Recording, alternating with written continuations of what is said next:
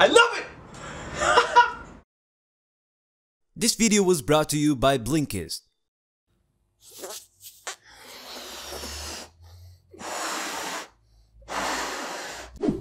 I think it's fair to say that one of the simplest thrust engines you can find is a balloon filled with air. Once you let it go, the pressurized air rushes through the narrow end and pushes the balloon in the opposite direction. Action, reaction, Newton! Now, any engine that discharges a fast-moving fluid to achieve thrust can be by definition called a jet engine, which means that in this state, this is no mere balloon. No sir, this is a balloon jet engine. Well, I can call it whatever I want, but the truth is that we are not seeing any spaceship being powered by balloons anytime soon in the future. Or are we? We're not. I don't think NASA likes balloons. Neither Elon Musk. Anyway, moving on. The jet engine family is in fact a very big one, but if we take a look at the cool kids in the family, we have the motorjet, the ramjet, the turbojet, and my personal favorite, the PulseJet. The PulseJet engine separates itself from its relatives in many aspects, but the most obvious one is the pulsated combustion. It doesn't have a continuous combustion like the turbojet, but instead deflagrates the fuel in high-frequency pulses. The reason why the PulseJet engine is my favorite jet engine has nothing to do with the interrupted combustion, but instead with the poetic simplicity of the concept in which it operates. If we go a little deeper into the rabbit hole, we can separate the PulseJet engine into two main categories: valved pulsejets and valveless pulsejets. We are focusing our attention on the latter because, just as the name dictates, it doesn't even need a valve to operate. All it needs is some fuel, ignition, and some clever geometry. And that's it. That is all you need to build a jet engine. This fascinated me because all it takes is the right geometry, which means I can 3D model it and also means I can 3D print it. Or at least I thought it was that simple. A few months ago I had the brilliant idea to 3D print a PulseJet engine in plastic. Well, let me rephrase that. A few months ago I thought it was a good idea to build a jet engine that can almost melt steel in plastic that can barely handle the sun.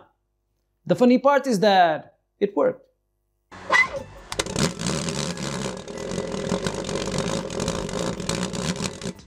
Kind of. I had some successes for sure, but I wasn't able to build a PulseJet engine that is able to produce that beautiful and melodic sound that is so characteristic of PulseJet engines. So yeah, this video is about me chasing that sound. So let's begin.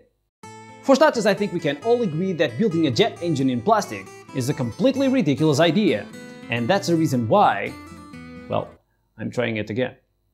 On my last PulseJet video, one of you guys posted a comment telling me there was a filament produced by 3DK Top that was able to withstand up to 230 degrees without deforming.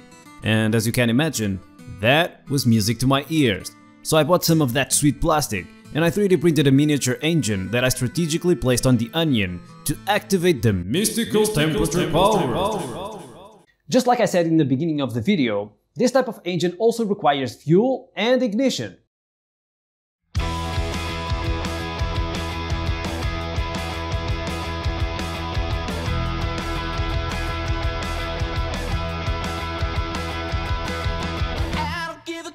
I'm taking a dirt nap.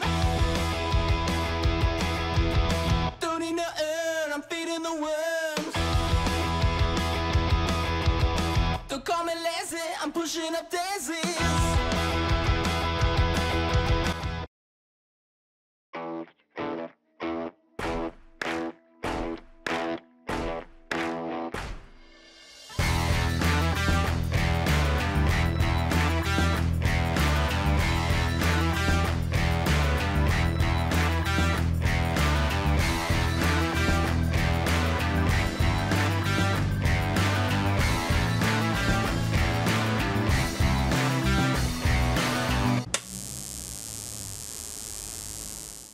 With that taken care of, well, I ran a little test.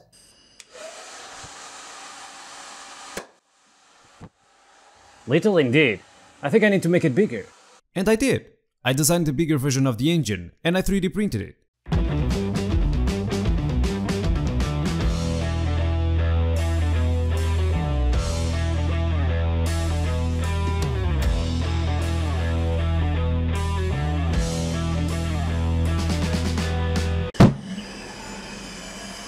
I tested the engine quite a lot, and the plastic engine was handling the heat pretty well, but unfortunately the engine wasn't running. I always heard that the definition of insanity is doing the same thing over and over again and expecting different results, so I mixed it up a little bit. I tried different lengths of tube, different orientations and different ignition methods, and then this happened.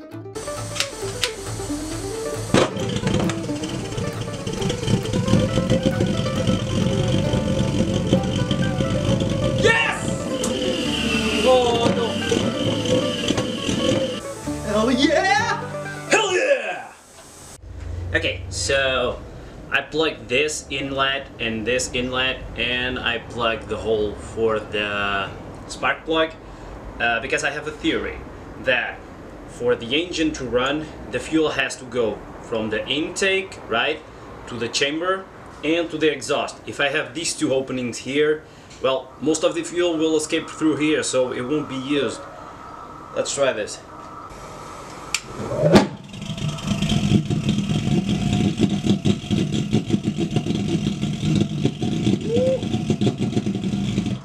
You see that? You see that? Oh, that's amazing. The engine was running.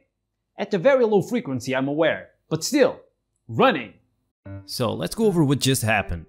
When I try to start the engine, what I'm basically doing is igniting the fuel in hopes of self-sustained pulsated combustion, but combustion nonetheless. And what combustion is a chemical reaction in which the fuel, in this case a mix of propane and butane, reacts with the oxygen in the air and releases carbon dioxide, water and energy in the form of heat. For this to work, the proportion of fuel and air must be close enough to the ideal scenario. And by plugging the two intakes, I was able not only to correct the flowing path for the fuel, but also correct those proportions. I kept on testing, and the engine kept on giving, but eventually I pushed it too far.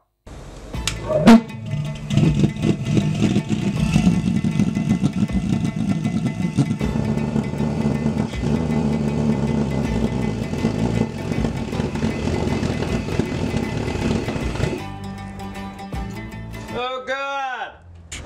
Oh Jesus, look at that. I mean, you did a good job.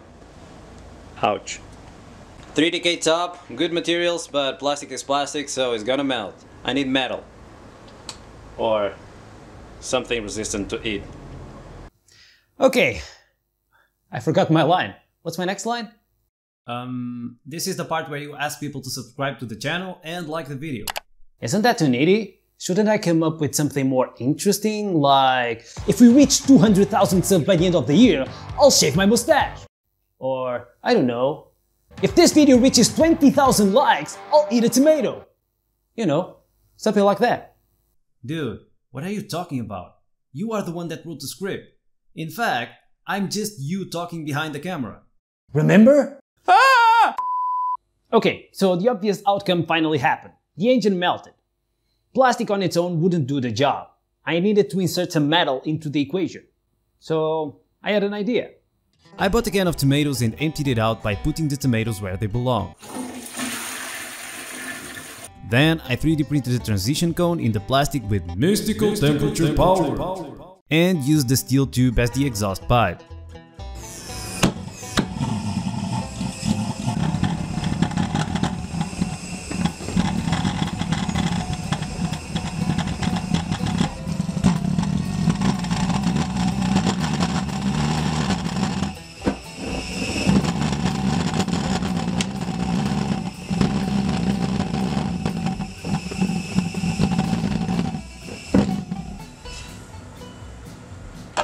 Well, that's not good, is it?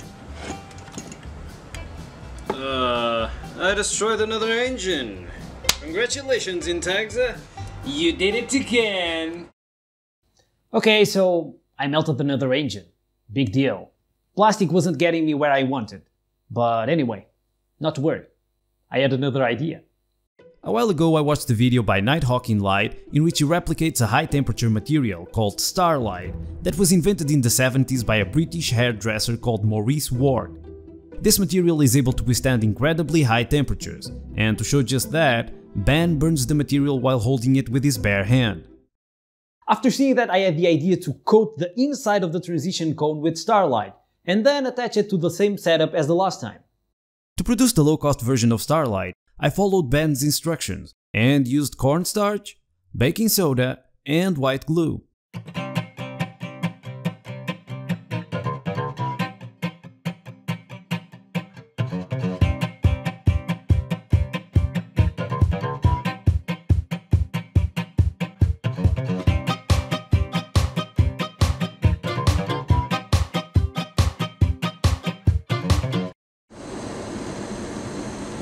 So weird.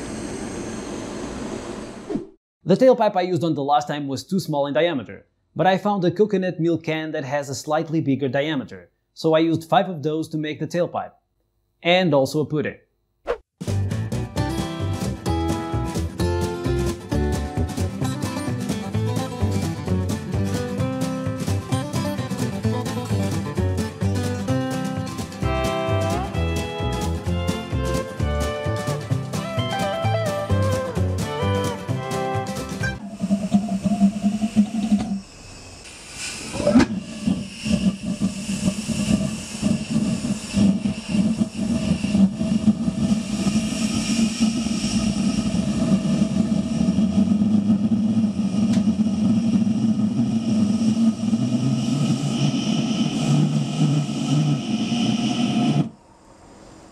Unfortunately, the concept didn't work very well. The heat somehow found its way around the Starlight and into the plastic, so the engine melted again. It was at this point that I realized that I needed to step up my game. So I did some research. I went everywhere on the internet for an answer, and that's when I found Alex board. Alex is a YouTuber and his channel is called Amazing DIY Project. He came up with an idea that is shy from genius, and I will now share it with you. Okay, to build a PulseJet engine without welding sheet steel metal together, one must find an alternative. And that alternative needs to be strong and resistant to high temperature. This is a tall order, but if we think about an element that is strong, resistant to temperature, and to some degree abundant, well, one must be thinking about carbon. Carbon is a very abundant material and can resist insanely high temperatures. How high? Well, if you check its melting point on Wikipedia, the answer you get is that carbon can't even be melted at atmospheric pressure. Okay, when you think about carbon, what's the first material that pops into mind? Well, to be honest, I don't know because I'm not a psychic, but I'm guessing carbon fiber. Carbon fiber can withstand up to 3000 degrees Celsius, and that is more than enough. The problem is that carbon fiber is just a fabric, it's not able to hold the shape by itself.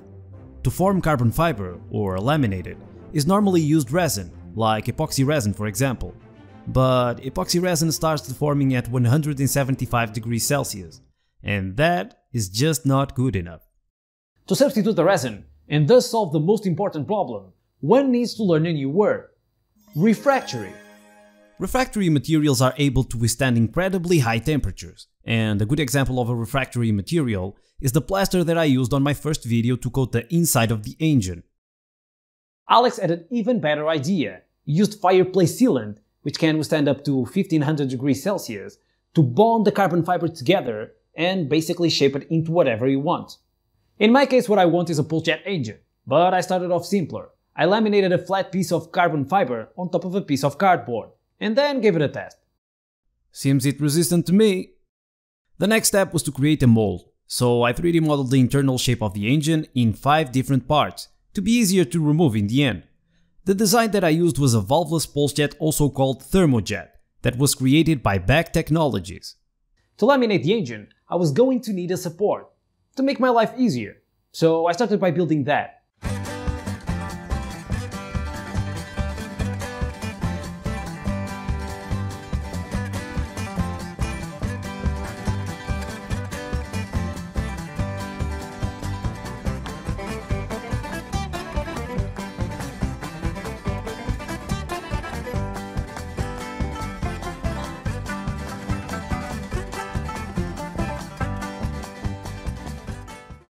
Sponsor time. Hi, my name is Intexa and I want you to imagine a tomato. Are you imagining a tomato? Good. Now slap that thing across the room. Tomatoes are disgusting. Now, I want you to imagine an orange. Can you imagine an orange? Good, nice. Oranges are nice, aren't they? They are sweet and nutritious, full of color and vitamin C. Even though I like oranges, sometimes I don't like to go through the trouble of peeling one just to get to the juicy nectar. So I just buy orange juice instead. All around I feel the exact same way about books. Sometimes I don't feel like peeling an entire book just to get to the juicy part. If you feel the exact same way as I do, then I have the perfect solution for you. Blinkist. Blinkist is an app on your phone that condensates entire books into blinks that you can read in a matter of minutes. But the best part is that you don't even have to read them. You can listen to them while doing boring tasks like 3D modeling. This is Chapter 1 in How to Live Your Life in Peace with Tomatoes. If you are interested, the first 100 people to go to www.blinkist.com/intexa are going to get a full week of unlimited access to the app to try it out. And will also get 25% off if you decide to go for a full membership. The 7-day trial is completely free and you can cancel it at any time during that period. Give it a try. The link is in the description. Back to the video.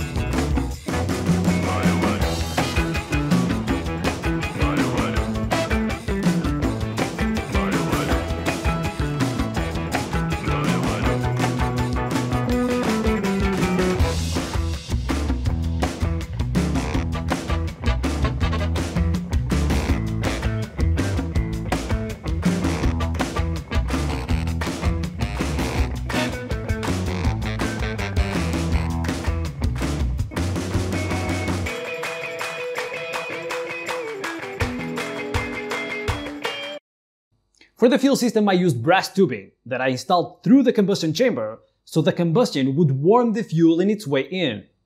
Smart, right? Don't forget to subscribe.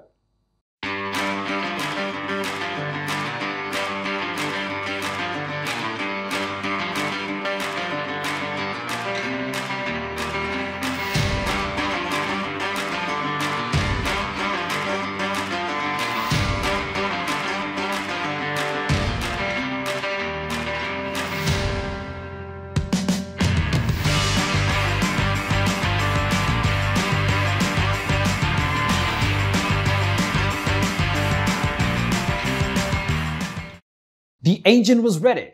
There was only one thing missing.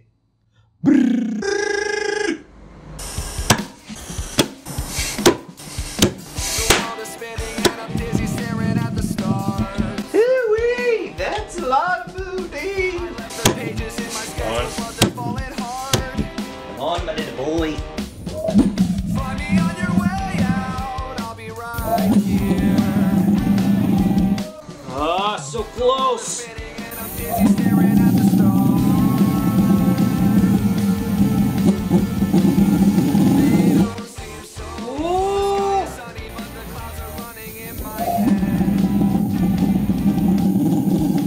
I'm thinking maybe I would rather play the part instead. Oh my god, did you listen to that? Again.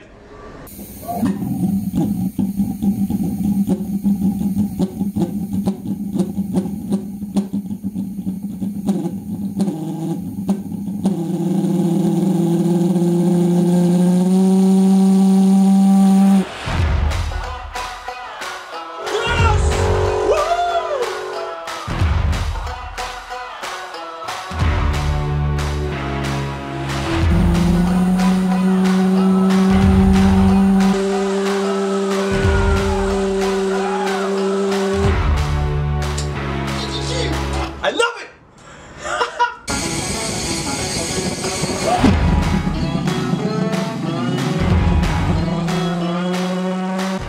Jeez. This is scary, man.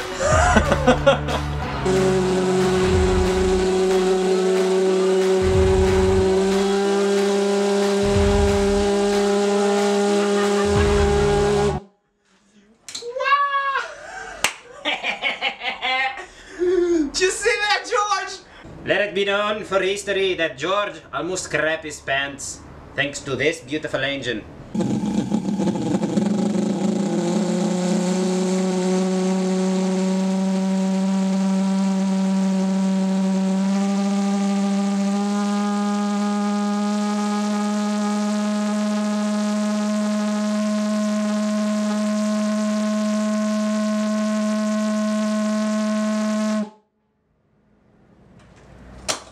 Hell yeah! Finally, my dream came true. I got my noise, and the engine worked like a charm. The next step, as some of you might imagine, is to incorporate Tesla valves into the design, and then use it as a means of propulsion on something, like a car, or a plane, or even a rocket. What do you think? In the end, the engine wasn't exactly 3D printed, but I think we can all agree that 3D printing took a big part on its construction. I'm well aware that not everyone watching my videos has a 3D printer at home to replicate this project, and that's the reason why in my last video, I promised to give away a 3D printer to the most liked comment suggesting an invention that he would like to see 3D printed. The winner was Vash the Gun, and he suggested that I could build a fire tornado. Well, that's an interesting idea. I might throw a tomato or two in there. Here you can see Vash standing next to his printer, and thinking, but of course, he misspelled my name again. Why wouldn't him? I know you guys think this is funny, but it's not. My name is not in Netska, it's in Texas. Also, remember this. I know your address.